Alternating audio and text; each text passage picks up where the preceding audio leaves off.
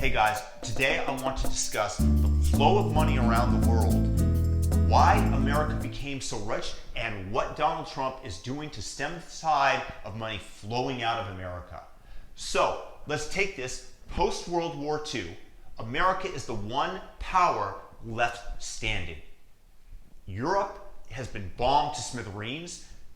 East Asia is in shambles, and the Russians, who were also victors of World War II, have their country in disarray, not to mention the fact that all the communist regimes are essentially enslaving their citizens and stifling their creativity and drive.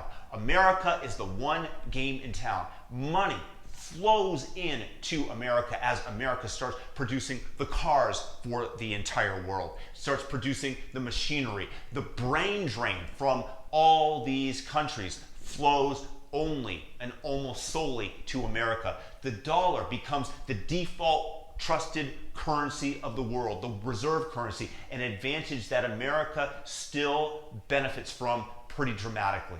So America at this point has what Warren Buffett describes as an economic moat. And this is something that he looks for when he's going to invest in a stock. This might be a trust brand name. This might be a government-sponsored monopoly. Yeah, they still do that. This might be intellectual property that's patented that nobody can reproduce, like Disney has with their movies, etc., etc. And you have, in America, significant barriers to entry in terms of the competition, not only for the workers of America, but also in terms of the industry. All the wealth that America created because there were significant barriers stayed local to the United States. Then, again, in osmosis, when you have a semi-permeable membrane, the solvent will try to equalize the concentration of the solute over the two regions. So you'll have a flow until it's equal. So the same thing applies to money, where it tries to flow and equalize around the world. And when you have decreased barriers, so when you have the advent of the internet and you have communication and you can send the data, you can send the blueprints, you can message people, and other people are able to learn how to code on YouTube. You're able to learn via the Khan Academy from Harvard and Yale professors, and you can, for the price of a $50 Android phone today and an internet connection, you can basically have a world-class education. And this is dramatically raising the tides around the world. You have increased ability to travel, cheaper plane tickets, faster ways to get around, faster ways to ship things back to the United States, and you have productivity that increases pretty dramatically, and it creates a tremendous amount of global wealth. Now, the barriers, again, are starting to come down at this point. They're starting to come down, and the American worker is starting to feel it. The wages aren't as high, the jobs are being exported overseas, and the Rust Belt is losing its way.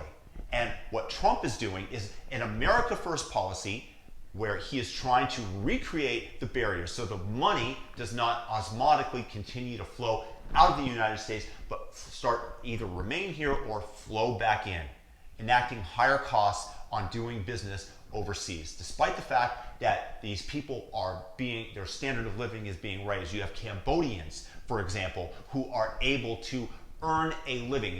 It's $100 a month, not a day, a month. That's what they pay the garment workers as they transport them via cattle trucks from the garment factory to the outdated and inadequate housing that they offer them.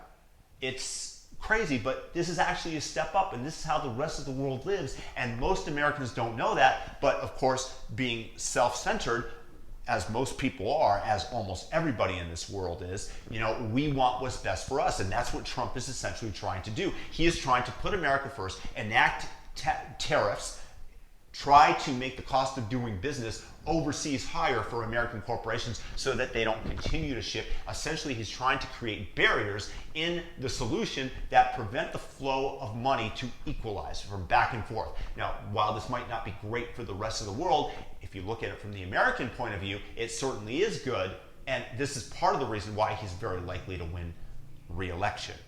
Nevertheless, some of the stuff he's actually doing is pretty good. In terms of China, Chinese the Chinese government specifically and all their companies feel entitled to any technology that's produced anywhere around the world, and Trump is trying to stem that tide in terms of their intellectual property theft. Some of the stuff that he's doing, for example, enacting tariffs, is not so good globally speaking, but it is temporarily good for America. It's a sugar high.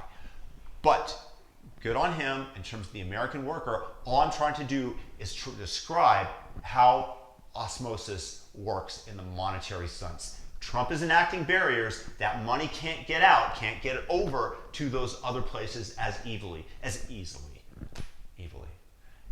You're just not going to stem the tide entirely. Nevertheless, I'm incredibly hopeful for the world. The technology that's been created is increasing productivity around the world, and everybody is getting richer. If you take a look at Southeast Asia, whether it's Cambodia, Thailand, Myanmar, all these people their quality of life has increased dramatically thanks to advances in technology. And as artificial intelligence comes online, the amount of productivity increases that we're going to see around the globe is going to be absolutely dramatic.